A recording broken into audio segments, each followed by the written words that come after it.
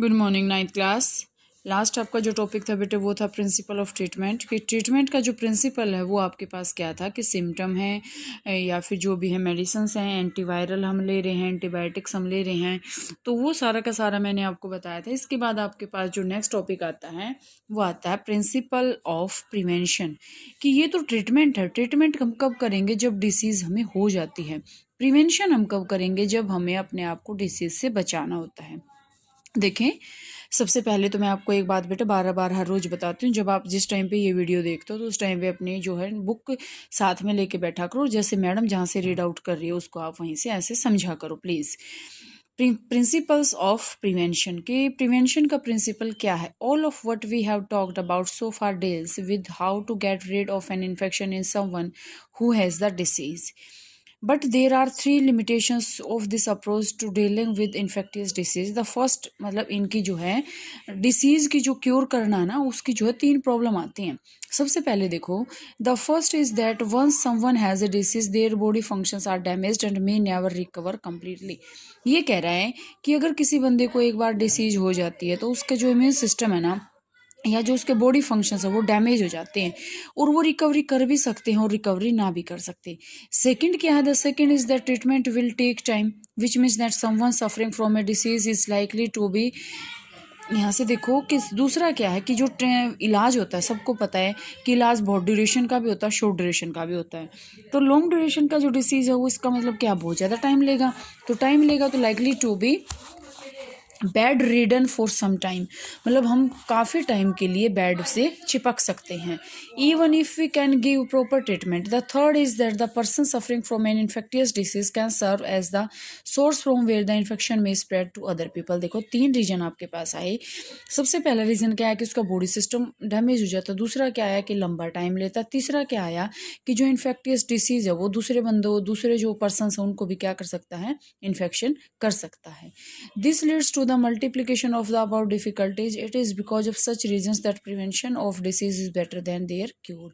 या आपने बहुत बार ये लाइन सुनी होगी, prevention is better than cure. तो अब हम पढ़ेंगे कि वो जो है क्यों है।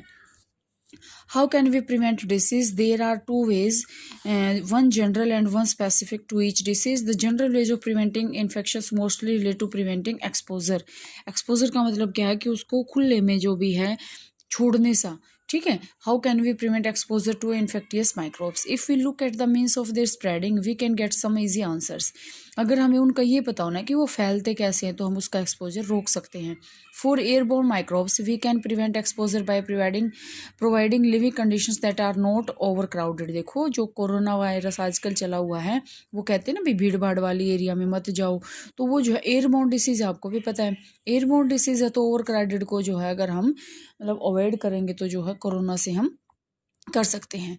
For waterborne microbes we can prevent exposure by providing safe drinking water. देखो ये एयरबोर्न है। एयरबोर्न का मतलब है कि जहाँ पे भीड़ भाड़ वाला एरिया ना हो।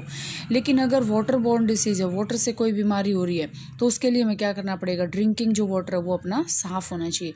This can be done by treating the water to kill any microbial contamination. For vector, अब देखो ये जो वाटर के अंदर जो आर वगैरह का पानी हम पीते हैं इसलिए तो पीते हैं क्योंकि वो कीटाणु रहित हो जाता है। For vector borne infection, vector borne infection का मतलब क्या है कि यहाँ से क्लीन एनवायरनमेंट होना चाहिए उसके लिए। This would not for example allow mosquito breeding in other vector borne. जैसे आपने देखा होगा ना, जैसे टीवी में भी वगैरह बहुत सारी एड्स आती हैं कि हमें जो है कूलर के अंदर पानी, टायरों के अंदर पानी जो है नहीं रखना चाहिए क्योंकि वहाँ पे क्या हो जाते हैं, मॉस्किटोज हो जाते हैं और वेक्टर बोर्न डिसीज जो है वो पैदा कर देते हैं। In other words, public hygiene is one basic key to the prevention of infectious disease. Public hygiene का मतलब क्या है कि हमें पब्लिकली सफाई जो है रखनी चाहिए। हमें अपनी अपनी सफाई के ऊपर ध्यान ना दें। अब घर में तो हर रोज़ हम पोछा लगा रहे हैं, डस्टिंग कर रहे हैं, लेकिन हमारे घर के आगे बहुत सारा कूड़ा पड़ा है, तो उसका अब तुम क्या कहोगे कि भाई यही तो हमारे घर में है ही नहीं, लेकिन है तो वो तुम्हारा पार्ट। वहाँ से जो गंदगी बैठेगी, जो गंदगी होगी, वो अफेक्ट तो आपको भी करेगी। तो इसका मतलब पब्लिक हाइजीन का मतलब क्या होता है कि हमें मतलब पब्लिकली सफाई करनी चाहिए, हमें अपनी अपनी सफाई के ऊपर ध्यान नहीं देना चाहिए। In addition to these issues that relate to the environment there are some other general principles to prevent infectious disease.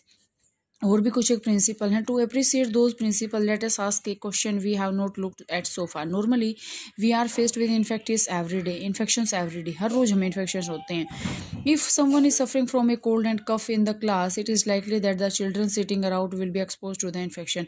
अगर क्लास में किसी को खांसी जुकाम है तो मोस्टली जो बच्चा जो उसके पास बैठता है उसको इन्फेक्शन होएगा। But all of them do not actually suffer from the disease. Why not? लेकिन सारे नहीं होते। दिस इज़ बिकॉज, अब ये क्यों है? Because immune system of our body is normally fighting off microbes. हमारे जो इम्यून सिस्टम है ना, रोग प्रतिरोधक क्षमता, इम्यून सिस्टम इज रोग प्रतिरोधक क्षमता, रोग से लड़ने की पावर, वो जो है हर रोज़ माइक्रोब से लड़ती रहती है। We have cells that specialize in killing infecting microbes. These cells go into each action each time infecting microbes enter the body. ये क्या करते हैं? जो माइक्रोब्स अंदर चले जाते हैं उसको वो मारती रहती है। If they are successful, we do not actually come down with any disease. अगर वो उसको मारने में सफल हो जाती है तो हमें वो बीमारी नहीं होती। The immune cells manage to kill off the infection long before it assumes major proportion. As we noted earlier, if the number of the infecting microbes is controlled, the manifestation of disease will be minor. मतलब क्या है कि अगर वो infecting microbes हैं उसको time रहते अगर हम कंट्रोल में कर लेंगे तो वो जो है बीमारी छोटी बीमारी होगी। In other words, becoming exposed to or infected with an infectious microbes does not necessarily mean developing noticeable disease. मतलब अगर हमारा जो है इम्यून सिस्टम अगर स्ट्रॉन्ग है तो हमें एक नोटिसेबल डिसीज जो है वो नहीं होता। ठीक है स्टूडेंट्स, मैंने आज इतना आपको यहाँ तक करवाया, और अगर हम देखें तो कल आपका ये मोस्टली क्या हो ही जाएगा, कल ये चैप्टर हो ही जाएगा आपका कंप्लीट। तो बाकी जो है वो कल करते हैं। आप इतना करोगे, प्रिंसिपल ऑफ प्रिवेंशन, इतने आप नोट्स बनाओगे, इसको आप पढ़ेंगे। बाकी जो है फिर बचा हुआ है, जैसे इसी का आगे है, लास्ट टॉपिक है ये, फिर इसके बाद इसके क्वेश्चंस करेंगे, चैप्टर आपका कंप्लीट हो जाएगा।